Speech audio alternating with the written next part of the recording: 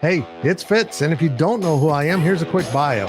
I'm a veteran sports journalist who writes, does TV, radio, daily YouTube videos, and I'm a longtime podcaster. Also, I have metastatic stage 4 prostate cancer that came out of remission in 2023. During the pandemic, my doctors advised me to stay at home, and the Life of Fitz podcast was born. 5 years later, I'm back in my cancer battle and continuing this podcast with season 6. As I call the many people I've met through my 35 years in sports journalism, and those who are involved in my cancer journey. Plus, we'll add in a few friends we've met along the way who are facing their own obstacles in life. Welcome to my life and the Life of Fitz podcast. Presented by the great people at Blueville Nursery in Manhattan. Being in the college athletics industry, in my case in media, in the case of this week's guest, administration, there's been so many changes. And when you're associated with a school like I am, you meet everyone coming through that athletic department at one point. And for a good 10-year chunk of my company's existence, Chad Weiberg was part of Kansas State Athletics, but he's not a K-State grad. He's an Oklahoma State grad. And that's probably why he felt like a K-Stater the entire time he was here, because there's a lot of similarities there. And he married a K-Stater too, his wife, Jodi. So I've known this family and Chad for a very long time.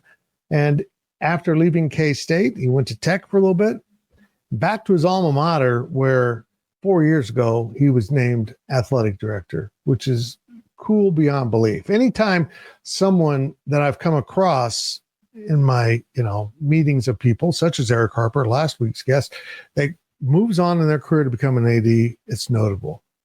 But he gets to do it at home, at his alma mater in Stillwater, Oklahoma. And he's now found himself leading a major athletic institution, the athletic department in there, that is going through the changes with college athletics that all of us are seeing, and how he's adjusting to that and steering his university from a remarkable foursome of concerts that they put on this past year to making a really hard decision on a football coach, Mike Gundy, who stayed, but everyone else on his staff didn't. Chad Weiberg's been a busy guy. And now we're going to go to Stillwater, Oklahoma, and talk to one of the nicest guys in the world, my friend, Chad Weiberg. And now from his office in Stillwater, Oklahoma, Chad Weiberg, who was at Kansas State 10 years. When I went back and researched that, I'm like, 10 years? Yeah. But it was kind of right in the heart of when my business was rocking and rolling from 05 to 15. But yep.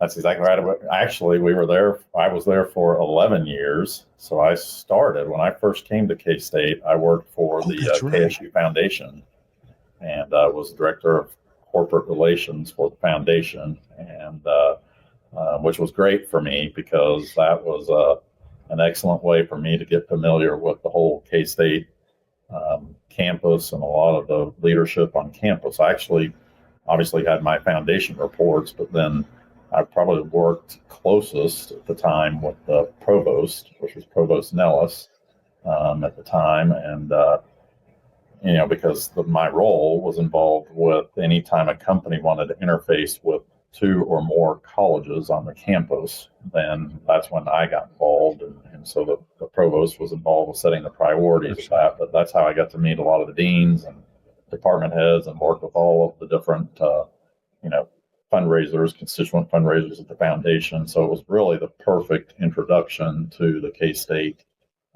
family and the K-State campus for me in that role. And then it was about a year after I'd been in that role that had the opportunity presented itself to come work for K-State Athletics, and then was there for 10 years. It was quite a run. When you got into this, part of athletics or institutional leadership, did you imagine being a fundraiser? Is that what you wanted to do? That is where I got my start. So I actually started here at OSU as an unpaid intern my junior year in school. And that internship was with the Posse office, which is our development arm of athletics, much like the Ahearn Fund is there at K-State, and that's where I started. So, and yeah, I tell young people all the time as they're getting started out that it was very different back then. One thing, there was not the internet, so we didn't go on and surf around to learn about things and get information. And so when I really first started that internship, I really had no idea that that was even a thing, that there were people whose full-time jobs were raising money for anything, for OSU, for athletics or whatever. And so, and probably had I known that that was a job without, being put in it, I probably would have thought, well, that sounds awful. Who would want to do that, And so I'm very fortunate that I just got the opportunity to have that unpaid internship and get exposed to it. And it was through that exposure that I kind of thought, this is pretty cool. And I think I could see myself doing this. And so that's how it all got started. The art of the ask. How long did it take you to get comfortable with the ask? Actually asking for the money? Yeah. That's a great question. And, there's always a little bit of anxiety related to that, I think, and there probably should be. I think it's like any profession that if you want to do it and do it well, then you probably never completely lose the anxiety of performing that particular, function or whatever is part of your profession. But, a big part of that I learned is that it's really about the relationship building. It really is. It is hand-to-hand combat. There is more of a art to it than there is a science. Certainly there's science involved with it, but because everybody's situation is different, you can't cookie cutter anything. You have to approach every individual, every potential donor different, because their circumstances different, their stories different. So a lot of it is really learning about what that is and what is their area of passion, what makes them passionate about what it is they're passionate about. And as you learn that, it becomes pretty apparent, what this ask is going to look like. And if that all comes together right, I call it magic, when you kind of hit that magic, then the ask really just sort of comes together, right? I mean, it feels very good at the time. If I think that's all done right. And so, yeah, that's when the magic happens. But there is always a little bit of anxiety involved because you want it, right? Part of it is wanting it, and sometimes you want it as much for the donor as you do, for the school. And so there is that anxiety wrapped up in it as well. It's also kind of hard to know everyone's financial situation, even if you know their net worth, how that spells itself out with how fluid they are. It's got to be a little bit like, does he really? I'm asking for millions here. Are they ready to do that, or I'm going to get laughed at? Yeah, and that's part of kind of what I would say the relationship building process is. I mean, you kind of learn those things over time and over conversations, and as you sort of move that forward, that's all things that you're trying to learn about, is what makes sense and what is it that they feel good about doing and obviously are capable of doing. But the one thing about it too is if you ask them for more than maybe it is that they ultimately want to give, what I think you always try to point out, as I do, is that look, this is a compliment to you and how successful you've been, that we think that you're capable of doing something like this, right? Because it's so rare. I mean, there's not a whole lot of people that can give $1 million or $2 million or $5 million or $10 million. I mean, obviously, the higher you go, the fewer people are capable of doing that. And that's just a compliment to them and the success that they've had in their careers. I'd forgotten you went to Tech for a year or two. And you're just kind of touring the ag schools here. Then you went home and it had to feel good to go home as deputy AD. But I guess I want to ask you before we get to Oklahoma State stuff, you're probably the best person to ask about the similarities and differences between Manhattan and Stillwater, because I get this all the time, how similar they are. And I think they are in many ways. Yeah. Yes, there are tremendous similarities. I think the biggest differences are the names and the states that they're in. Other than that, there's way more similarities than there are differences. And when I first moved to Manhattan, that became very, very clear. I mean, just everything. Both are obviously land grant institutions, very similar from that regard, in agriculture and engineering and architecture and vet med, those kinds of things. Both similarly situated several miles off the major interstate that runs by, so very much college towns. And the thing about it that stood out the most to me was just the people, the similarities in the people. And in fact, it seems like there's a lot of K-State grads that are professors or whatever here at OSU, and I found OSU grads that are professors at K-State. And even between those, I felt like I'd meet like the Ag Econ department head at K-State, and they would be so similar to their counterpart here at Oklahoma State. It was almost eerie. I mean, there just were so many similarities. And I think that's what always was one of the things that just felt so good about it. I mean, I felt home there almost instantly. And I think that was a big part of the reason why. Some just great people. And this month, I think, is your 4th anniversary as AD. I feel like you were just named last year. How did it become 4 years? It's flying by, but congratulations. Well, thank you. Being an AD is really cool. Getting to do it at your alma mater, mega cool. I do feel very blessed. As I said, when you start out as an unpaid intern in a place and then end up in this position, it is just, I do sometimes, often feel like it's just very surreal. And yes, sometimes it certainly does feel like it's flown by. There's other times it feels like it's been in dog years. I'll be honest. There's just it's been a lot going on in the Big 12 conference and in college athletics in general. And so it's been interesting times, but yes, I feel obviously very blessed to have this opportunity and to help lead this department.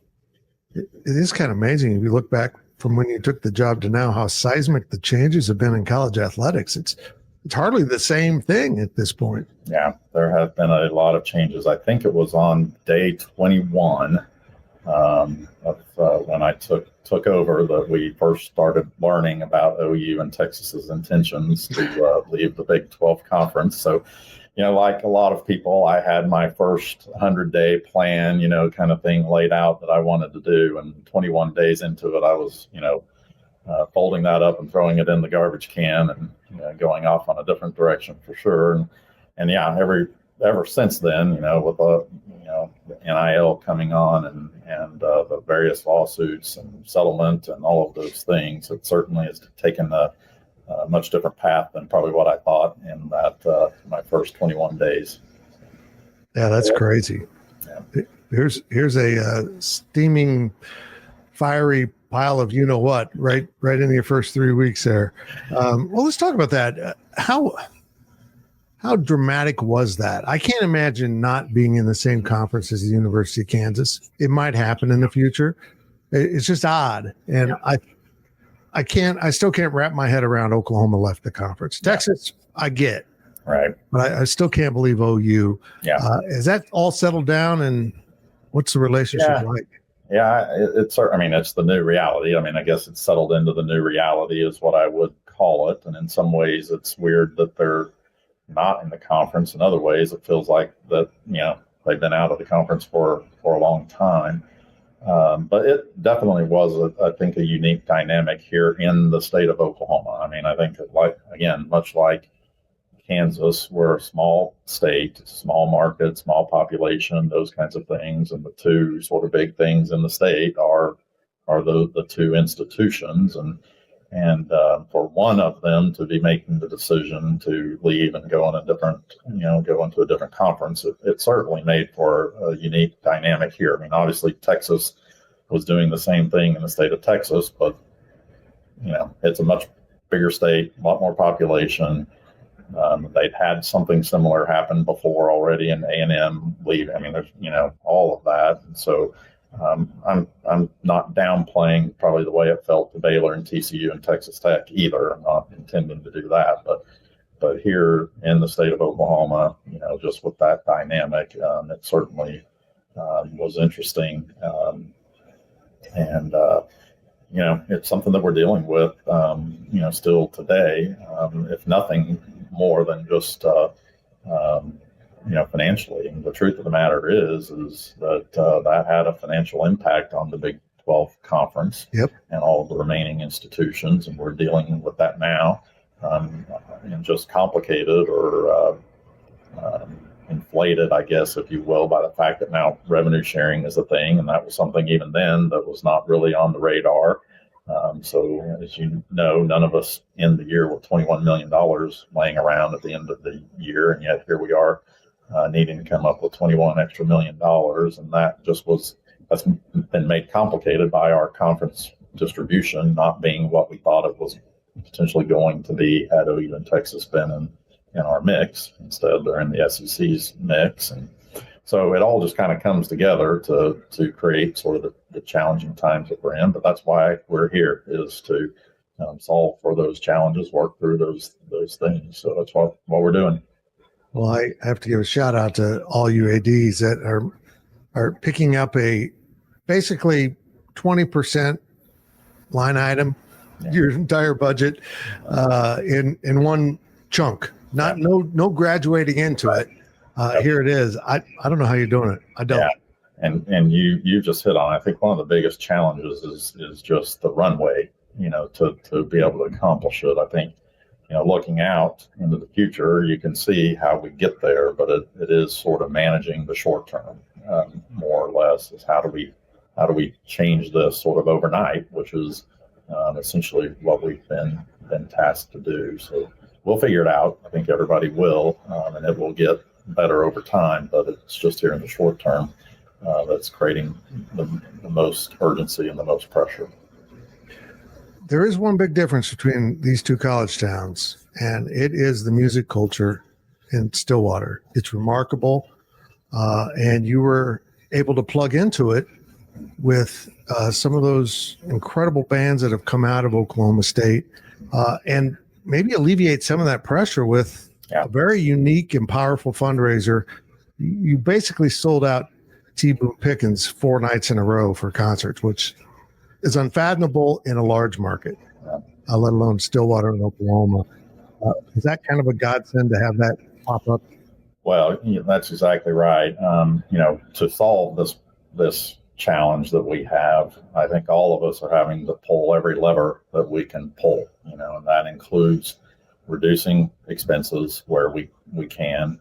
It includes raising revenue where we can. So, we have done all of those things as well. We've increased ticket prices in some cases significantly across the board. Our fans have responded to that, I think, very well so far. We've added the premium spaces, and we'll continue to add additional premium spaces. We put in new field suites, or we will be putting in new field suites this year in the east end zone of Boone Pickens Stadium. We've already sold those out. So we're just really looking at every opportunity, and the concert was certainly one of those. Now, what's interesting about that is that we had actually been talking about having a concert here in Boone Pickens Stadium before OU and Texas announced they were leaving, before NIL was a thing. That was just something we thought was an opportunity with our stadium sitting here to do. And we have our associate AD for facilities has a background in working for a company that did concerts. And so very early when I got here as the deputy AD, he was talking to me about wanting to do that. And I remember kind of thinking, okay, that sounds great. I'm open to it, but I'm really just trying to figure out where the restrooms are at this point. So, give me a minute and we can figure that out. And we had challenges, here with our stadium. It was not built for large scale events like that, mainly in terms of being able to get equipment on and off the field. I mean, these big music concerts, they usually come in semi trucks and undo these big stages and huge speakers and lighting systems and all of those things. And we don't have access to our field to allow that. So that kind of was a constant roadblock that we were running into in terms of touring groups, right? Because touring groups want to get in and get out as fast as they can and get on to the next stop. And so that was part of it. Part of it is our geographic location. We're an hour from Tulsa, we're an hour from Oklahoma City. So, when groups are looking at coming to Oklahoma, it's hard to imagine that they're going to take little Stillwater, Oklahoma, when they're thinking, well, why wouldn't we go to Oklahoma City or Tulsa? And then we're also pretty geographically centered between Dallas and Kansas City, for example. So the bigger stadium shows, that are on tour might be thinking, well, why would we, stop there, especially with the challenges of the stadium? All that to say, we were fortunate to find a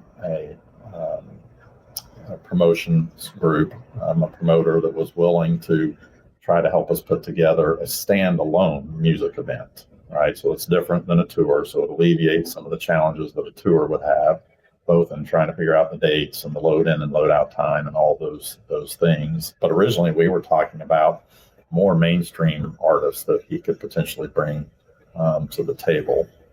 And then I'll never forget the call that we had where he floated this idea if he could help bring it together.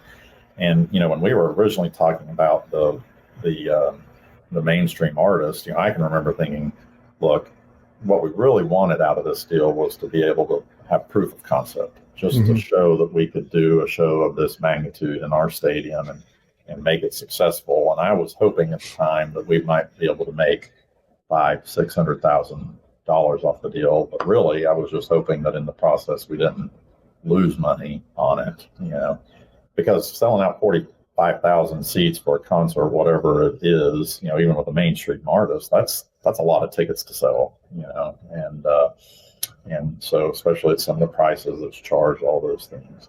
But when we had the call where he floated that idea, I remember thinking, well, that's a slam dunk.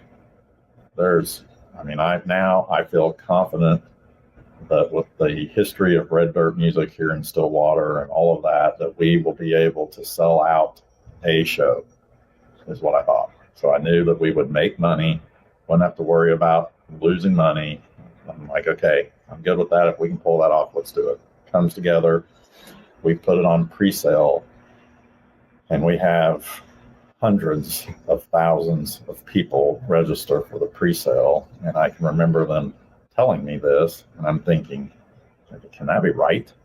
And I'm like, make sure that we don't have a glitch in the system somewhere. There's not bots populating, the system. And so, and the thing they're saying, I think we can do 2 shows. Like, okay, let's do 2 shows. And those 2 shows sold out. And then the conversation immediately, and then like there's still over 200,000 people in the queue, or whatever. And again, I'm like, are you sure that that's right? And they assured me. And so we put 2 more shows on and promptly sold those out. So we truly did. It was lightning in a bottle. We caught lightning in a bottle. And that was, the fact that they are, it is homegrown music right here in Stillwater, Oklahoma.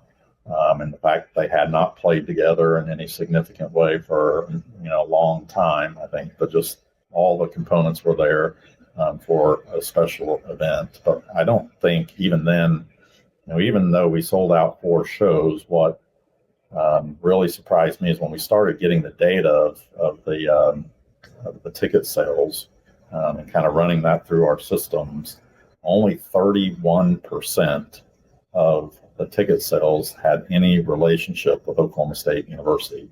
So they only only 31% matched with athletic department data, foundation data, alumni association data. So that, leaves that, 69% of them did not have any connection to Oklahoma State University. And that's what we found. We sold tickets in all 50 states, every Canadian province except for 1. And 6 foreign countries. People came to the show. What? Yeah. And so literally was and that was part of it. I think the exposure that it created for Oklahoma State, what it did for the community, all of those things were, were fantastic results of the show. And I think a lot of it was those people that really didn't have connection to Oklahoma State, I think it was a chance to see all of those groups that they liked, together, but not only see them, but see them in the home of where this all originated. I mean, I think that was part of the draw, right? Is that you could see it. You could see it on social media. People were documenting their trips into Stillwater from Michigan and Ohio and Montana and places like that. And I think that's what it was. It was almost like they were coming from wherever they were to the home of Red Dirt to hear these groups and, kind of in the home of where it all originated. And I think that was all part of the draw, part of the magic, part of the lightning in the bottle that resulted in that. And on top of everything else, we were so lucky to get just perfect weather. And that, as you know, that's one thing that's very similar between Kansas and Oklahoma, is to get 4 days of absolutely perfect weather in April is nearly unheard of. And so we just got very lucky, and knock on wood all the time that all of that just came together. And so that was a lever that we pulled, and it will be helpful to us, obviously, with some of these financial pressures that we have right now. And so now the biggest question I get is, what are we doing next year? Right? Are we going to do it again? And what's that going to look like? And so we're exploring all those options. And I think we'll certainly probably try to do something. I don't know that it'll look exactly like it did this time, because I'm not sure you can capture lightning in a bottle like that twice. But we'll try to, I think, do something as we move forward here. Well, I mean, the cross-Canadian ragweed thing element just pushed it all over the top. If you had a bill that didn't have them and Turnpike Troubadours and maybe throw in another act, it still would have sold. But cross-Canadian getting back together, that's the Beatles of Red Dirt. Yes, that's exactly right. And it was. Were they touring when you were at Oklahoma State? You know what? So that's a great question. They're a little bit younger than I am. So the band that was popular when I was in school was the Great Divide. Yep. I remember watching the Great Divide. And but then it was shortly after I graduated that I heard the slightly younger people talking about this group, Cross Canadian Ragweed, and how big of fans they were. So I, had the opportunity to go catch them a few times in my younger days here in Stillwater. So, but they're a little bit younger. I pre-recorded one of these with someone in the music business, and I asked him this question: what is it about Stillwater that this amount of musical talent has come out of this town? It's unfathomable. I mean, you of course start with Garth, but that's Nashville country. This is like a organic play in a bar music that now they're playing in stadiums. Yeah. But it's incredible. Yeah. The number of artists is unfathomable. Yeah, I'd be interested to hear what he said, because I'm not sure what it is either, but it is, we've got Wyatt Flores is now really hitting the scene really big. So it appears it's just going to continue. And that's in the Red Dirt category. I mean, people forget that All American Rejects is an example of a pretty big group that came out of Stillwater that's not even in the... I didn't know that. Yeah, All American Rejects is a Stillwater band, and they're not in the Red Dirt category, right? I mean, obviously very different than that, but very successful in their own right. So I don't know what it is either, but we do seem to have a lot of it for our size community coming out of here. It's nuts. I mean, if it was a big city, it still wouldn't make sense. But little Stillwater, it's pretty incredible. I think Kansas State needs to start giving a guitar to every new student. Let's see if something could happen. But I assume you are going to do it again, and you wanted $500,000 to $600,000. Well, you exceeded that, didn't you? Yes, we did. Yeah. Yep. So, very fortunate. Yep. Yep. Did it kind of work out that amount per concert, or was it even greater than what you expected? Yeah, I would say that's about right. What it did. The thing about it is we've benchmarked this. We've certainly learned things. We got proof of concept, and I think that will be good for us the next time we go into the market. Is okay? We've proven it. We know what we've got. So as it relates to corporate sponsorships or whatever it is, right now we're not selling a dream, we're selling something that we're selling proof. And so I think we can improve some things here and there, but we also have benchmarked those over successful stadium concerts on other college campuses, and we've hit about that mark, because you have to remember that first and foremost, the bands themselves get the majority of the money, as you would expect that they would. That's who everybody's coming to see. The promoter gets their cut, the venue, which is us, get our cut. And then there's also the sharing of expenses, which, as you can imagine, are not insignificant. You're putting something like that on. There's significant expenses involved with it, and especially if you want to do it right. And I give our staff a tremendous amount of credit.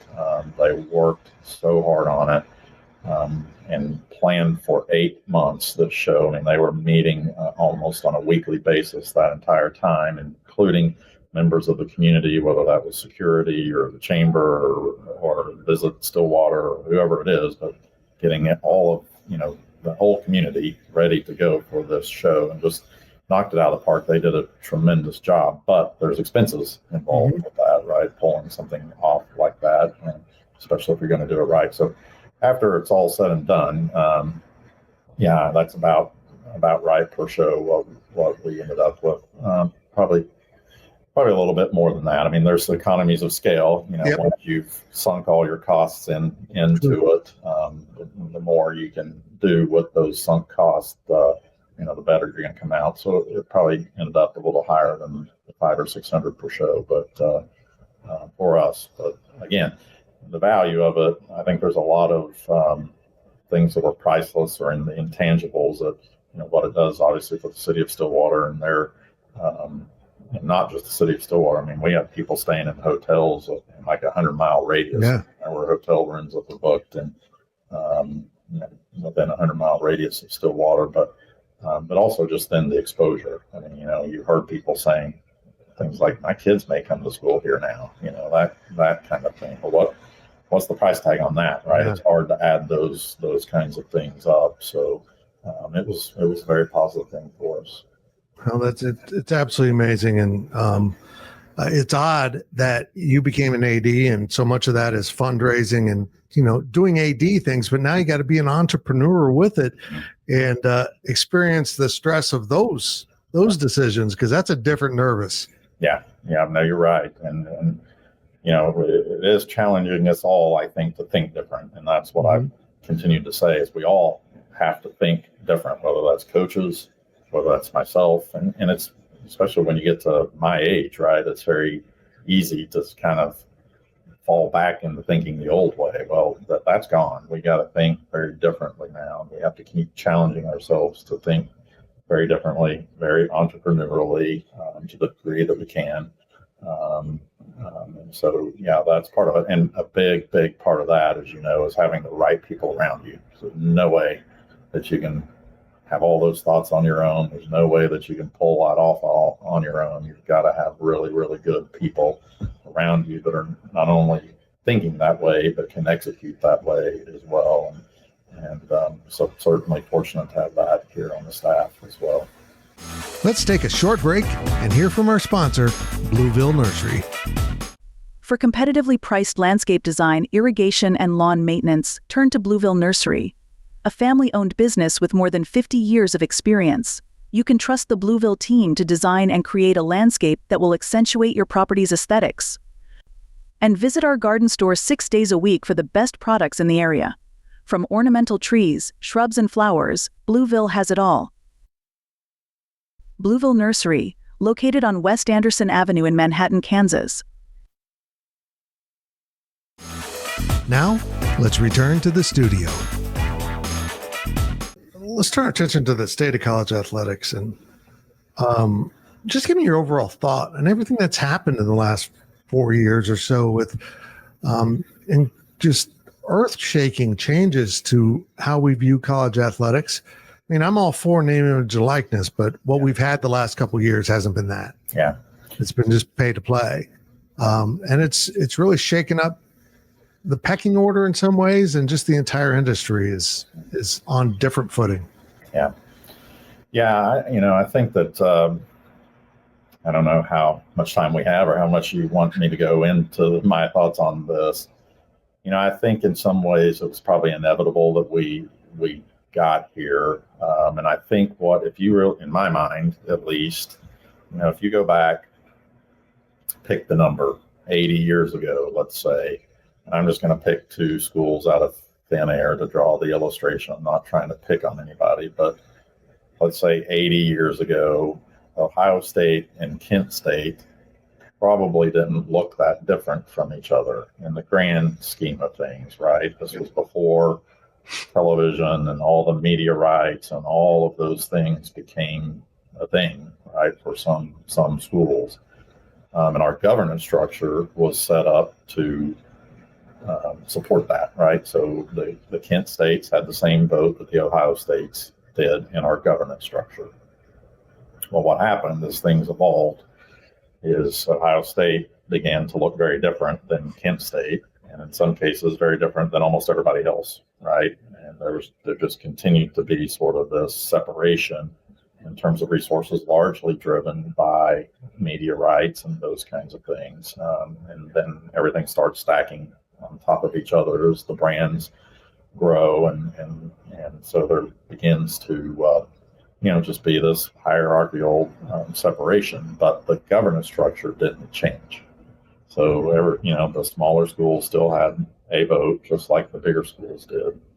Well, the smaller schools, as we went along, outnumbered the bigger schools, and Oklahoma State and K-State, they might fall into the group of the smaller schools at times in this regard, and so a lot of the votes that came along through that time frame were really viewed, I think, by most people as competitive equity. What we were trying to do was make it a competitive playing field, not let the high resource, I'm saying we, meaning the governance structure, not let the higher resource schools run off into a whole different, category from everybody else and outspend everyone from the competition standpoint. That was the way I think a lot of the decisions were being made.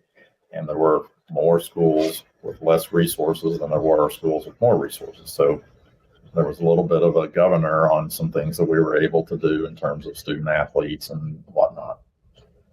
Well, that's not how the courts have ended up viewing that. Mm-hmm. They didn't look at some of those decisions as competitive equity decisions. They looked at those as artificial caps on benefits that we were able to provide to student athletes. And they said, essentially, obviously this is very simplified, but we don't think you can do that. You can't do that. And that's what has led to us being whether that was Alston, now the NIL, the future conversation about pay for play, and it gets into collective bargaining, and I don't want to go into all of those things, but that's the door that it's open for all of those things to come in. Essentially, is the court saying that we see what you've done there, and you don't have the ability to do that. And so that's kind of changed the way that we've thought about rules ever since then. And you've seen that. You've seen that in the NIL space and all of those things with the rules that the NCAA has not made, if you will, and all the way now, because of the House settlement, whole sections of the NCAA bylaws that are having to be basically changed or done away with to match now the settlement rules. So it is a new world. I mean, it really is. I tell our staff, our coaches that, and I think you've heard this before too, that it certainly is the most significant thing that's happened in college athletics since Title IX. And I think there's the argument that could be made that it's, also as significant as the end of World War II when all the GIs were coming back to college, and the impact that had on college athletics as well. So it is definitely generational change, and it's we'll see where it goes. We don't know the end of it yet. It is still evolving. I think the House settlement obviously is a big piece of that, and that may calm certain areas of things down. I say calm it down, but give some certainty in the way we need to approach at least some pieces of it. But I think it's pretty clear we're going to continue to be challenged on other areas of it, and so who knows where it will continue to go, but it's going to continue to evolve for sure. The way college football kind of grew, has always fascinated me, and it's an area I've studied quite a bit, because in reality, there's not much difference between Kansas State, Oklahoma State, Missouri State, and Colorado State in terms of academics, enrollment, and the feel of the towns. Yeah. But there is because of athletics, right. And you mentioned it. Our two institutions were blessed to be in the Big Eight. Right. And when those soldiers started to come back, particularly Oklahoma and Nebraska took advantage of that. Like guys, Kansas State did not have soldiers on the field with their butt kicked, and kind of set the tone for the program, to be real honest. But it's incredible to think that little window of time decided everything now in so many ways, including as TV, you see in games. Well, those games I saw when I was a little kid, growing up, were all the schools we call the Blue Bloods. You had to be, that's the Blue Bloods to me. Were you on TV when I was a kid? Because there weren't very many games. And here we are, like you said, 80 years later. It's incredible. Absolutely. And I do think that this is a window of time as well. And exactly how that will play out, I don't know. But I think at some point in the future, they, whatever it is, will look back at this time and will study decisions that were made, by either individual institutions or by conferences or whatever it is in this window of time, how they approach that might change the trajectory one way or the other that they might have otherwise been on. We don't know where this is going. We don't know how it's going to evolve, but I do believe that decisions that we're making now are probably setting to some degree the course that will go on for the next, however many decades, just like coming out of World War II or, as an example. So. I also think that the next change in how college athletics played out was, I call it the ESPN effect, in the late 80s, early 90s with college basketball. All those teams were the ESPN teams that, Kansas State has a rich history of basketball, as does Oklahoma State. But Kansas got a national championship right in that window, and galvanized them as a national program when the three schools' histories are very similar. It's insane. Timing is an interesting thing, and momentum is a very powerful thing. Yes. And it works both ways. If you have positive momentum, it can be very powerful that direction. If you have negative momentum, it can also be powerful in that direction. So you have to be mindful of that. Certainly, we're all striving to build powerful, positive momentum. You can apply that to conference too. The Big 12 had a lot of negative things go on. I mean, half the teams at schools that were here originally are gone, basically. And thanks to Colorado coming back, it's not quite half, but it's just changed so much, and yet the conference has done surprisingly well. The leadership to get through all that smoke and fire into what we have now is pretty incredible. That the Big 12 at these 16 schools, Chad, it feels really stable, and it feels more stable than, well, let's be blunt here. Anytime when Texas was in the conference, it never felt fully stable because you didn't know what they would do. But it feels pretty solid right now. Yeah, I agree with you. And, I think that's just a result of a lot of really good decisions stacked on top of each other since that time, right? And it really goes all the way back to Commissioner Bowlesby. Obviously, he led the conference right through that moment in time and responded with the addition of the first 4 new schools that came into the league. And I thought that was a good step in sort of stabilizing things, because if you remember, the narrative around the conference at that time was that A, were they going to be able to hold together? Or were they going to go away? And B, even if they do hold together, they're probably looking at a 50% reduction in media rights value or something like that, which obviously, even if we held together, that would have been fairly devastating had that been true. And so, being able to bring those schools initially on, those 4 schools initially on, stabilize things, And then the transition to Commissioner Yormark, I think, was a really good decision to bring somebody with his background in that space, his understanding and his connections with the media, because that proved to be very consequential in the next step, which was basically stepping ahead in line of the Pac-12 and their negotiation in the TV window, and getting ahead of them in that, and getting our deal done, which was not an increase per se in what we were anticipating back, before OU and Texas left, but it was not a reduction, right? Which was huge, because again, you remember everybody was talking about it could be a 50% reduction. Well, we didn't see a reduction, and so that stabilized things more, and stabilized it to the point where then we became a place where then the so-called four corner schools felt like that they could, led by Colorado, as you pointed out, and first to make the decision to rejoin the Big 12 conference, and followed by Arizona State, and Utah. Clearly, we were not the only reason that happened. I mean, obviously, the Big Ten was a huge part of that when they took Oregon and Washington and UCLA and USC. That pretty well spelled the end of the Pac-12. And then everybody was just looking for where they go from there. And because of those good decisions put together, we were a place that those four schools felt like that they could go. And of course, we saw the ultimate outcome of that, which has been rumored in our world for a long time, is that this idea of somebody getting left out, right? Well, we saw it. Washington State, Oregon State, essentially, were sort of in the game of this musical chairs. They ended up with no chairs. Now they're working to reconstitute the Pac-12, and I give them a lot of credit for their efforts there. But right now, it's not the same. But again, as an Oklahoma State or a K-State or Texas Tech, whoever is looking at what's next, right? There is the belief that there is going to be future games of musical chairs.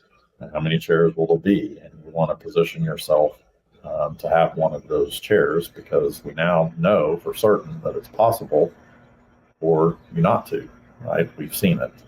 There's the precedent. And so just trying to stack decisions, all the right decisions on top of each other that lead to having a chair when that time comes. When the first talk of Big 12 kind of coming apart, with the Pac-12 flirting with Texas and Oklahoma in particular, but taking other schools, it was going to be K-State. K-State was looking at the ACC or being left out. So it's awful what's happened to Oregon State and Washington State. Unfortunately, terrible. I hate it's the business. Yep, it is. Yep. But we'll see how that all shakes out. And I feel like for the first summer in a long time, other than what's going on with the Pac-12 right now and some of the smaller conferences, I feel like the conferences are fairly stable with the ACC working out some of their issues. Yeah, it does feel that way. I mean, you kind of are seeing, here we are, however many years later after, the announcement was about 4 years ago, not quite, but getting close to it. Of course, it took a while for the actual move to happen, but we're still seeing sort of the trickle down of that, right? With movement between the Big Sky, and that is direct trickle down, if you will, of that move by OU in Texas to get everything kind of started in this regard. And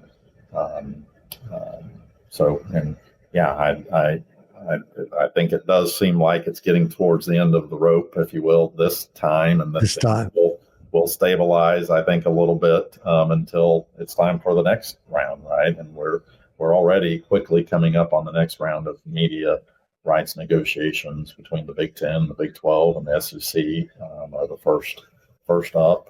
The ACC is a little bit further out there. Of course, you hit on the issues that they look like they've been able to resolve, but that'll open, the opportunity again. We're not that far from that being here again. Now, will it happen? I don't know that. I don't have that kind of crystal ball. I wish I did, but the opportunity will be there for it to happen in that next round of negotiations. An AD's job has a lot of different angles to it, but one of them is you got to manage personnel. You faced a heck of a situation in the offseason with the football program, which fell short of expectations. Ended up with a whole new coaching staff other than Coach Gundy. How traumatic was that entire series of events that led to that? Yeah, I think any time, we had very high expectations, and there's a lot of reasons why we would have those expectations. We were returning the vast majority of a team that was in the Big 12 championship game the year before. And obviously with Coach Gundy's track record, I think for 18 consecutive years, he'd been in bowl games, was one of the longest active streaks in the country at the time. I think only matched or exceeded by two other schools in the entire country over that length of time. So pretty, if you look at since 2010, the number of wins, the football wins that schools have had, Oklahoma State is in that mix with 9 schools that I think that you would consider, almost like the blue bloods. It's who you would expect. It's Ohio State and Georgia and Texas, and that's not even Texas, Oklahoma and Alabama and those kinds of schools. So I say all that to say that we were a little bit of a victim of our own success, and certainly Coach Gundy's own expectations that he had set for this program. Nobody saw that coming, and so when things obviously turn and that momentum starts going the other direction, of course we had injuries and a lot of things that go into a season not going the way that you expect it to.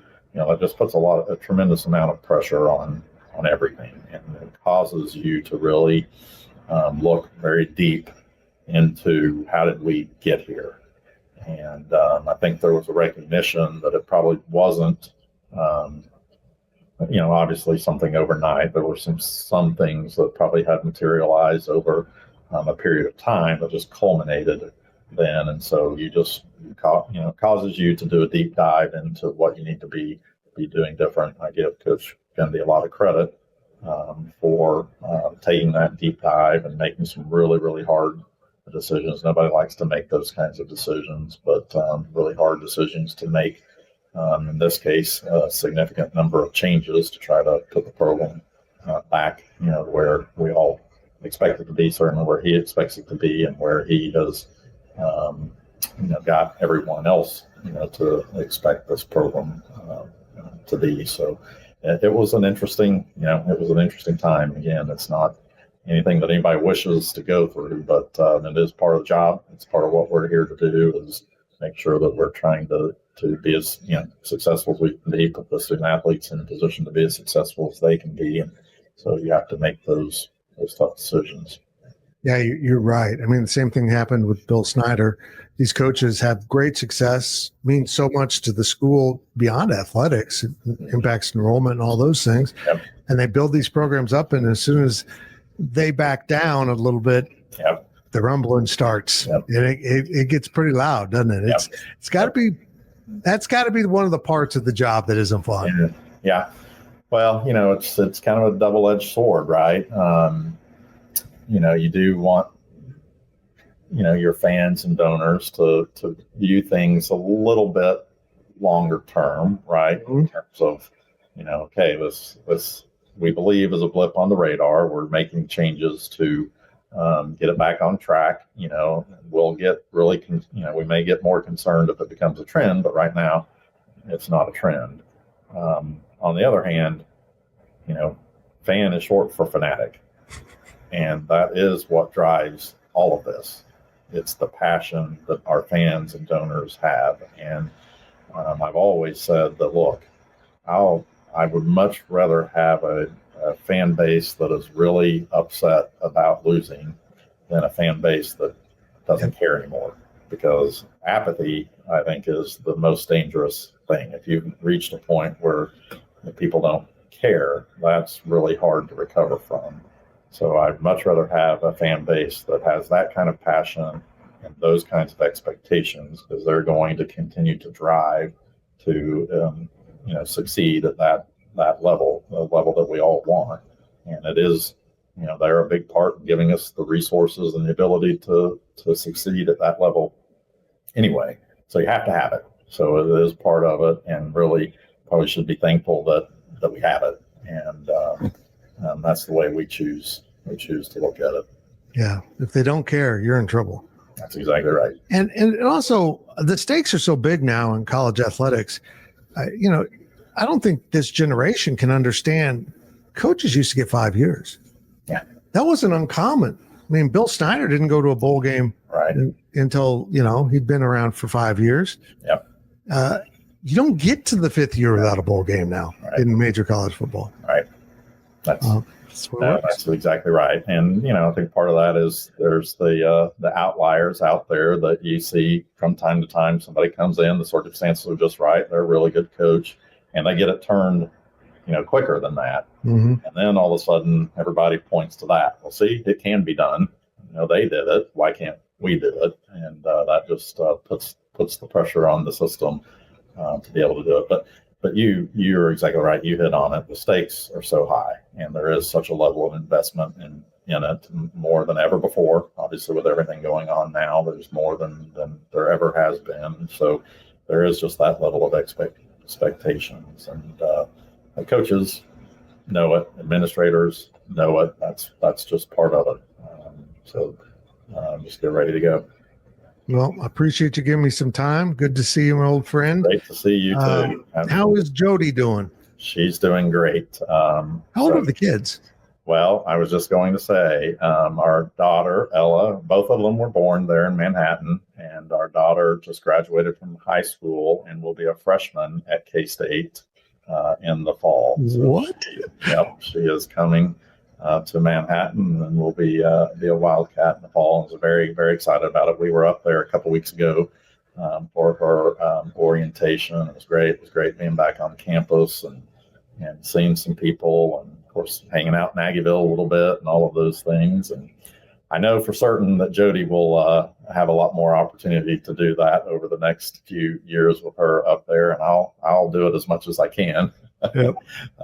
But no, she's excited about it. And then our son Grant will be a rising junior at the high school here, so not too far away from being done with that himself. So I don't even know how that's possible. Yeah, I don't either. At the time flies, that's for sure. Well, tell her I say hi. I sure will. And miss you guys, but awfully proud of you, buddy. I mean, this is pretty cool. This is pretty cool to get to do this at home. Yeah, miss you too, and appreciate everybody there has always been great to us, and certainly a great part of our life, and just couldn't be more grateful for everybody at K-State and the role that they've played in our lives for sure. And so always great to get back there and see everyone. Great to see you, and hope everything continues to go good for you as well. Yep, they are. It is. As I look back over my time with Chad, this build up to becoming an AD is so apparent, and it just worked out beautifully for him. And if you know the Weiberg family, it hasn't always been that way. And it's just really cool to be able to go home and do what you want to do, what you've always wanted to do. As he said, this is all he wanted to do is raise money and be in athletics. And here he is, now leading a Power 4 school and doing it very well, making the hard decisions. And we didn't really get into that athletics very much, but from wrestling to men's golf to, softball, so many other sports at Oklahoma State are thriving. And basketball's struggled a little bit. And well, Mike Gundy's had a bad season last year. Will they be back? I don't know.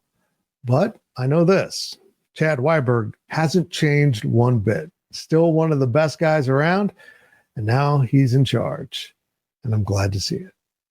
Men, remember, if you're 45 or over, gets that doctor, demand a baseline score by having your PSA tested, the prostate-specific antigen score. If you've got a history of prostate cancer, or if you're an African-American, 45 is your start date for sure. If you're not, still start at 45 because a baseline score could save your life. 5 years down the road, 10 years, or even 20, because now you've got something against which to measure your PSA score. And if it's moving, you should be taking action. That's it for this week's Life of Fitz. Next week's is already recorded because I'm on vacation. As we head into Big 12 Media Days, next week is going to be a down week for me in so many ways. I hope you'll ride along with next week's guest as we kind of stick with this country music theme that was unintentional. Take care, everybody. I'll talk to you real soon. I appreciate you listening to this week's edition of Life of Fitz. And thank you to all the great people at Blueville Nursery for sponsoring our show. This has been a Spirit Street production.